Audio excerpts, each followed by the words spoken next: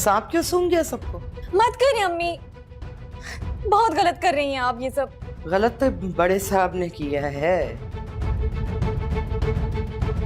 अपनी बेटी को पाल पोस के ऊंट की तरह इतना बड़ा कर दिया, लेकिन इसको ये नहीं बताया कि अच्छी बेटी किस तरह बना जाता है।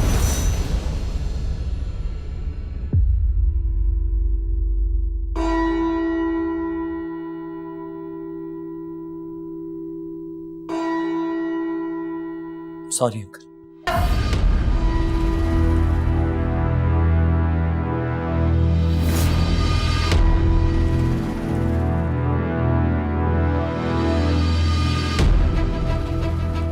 खबरदार जो मेरे बेटे पर हाथ उठाने की कोशिश की थी। अगर यही 4 थप्पड़ आप अपनी इस बेहया बेटी के मुंह पे मार देते ना, तो कम से कम आपका मुंह काला करके घर से नहीं भागता।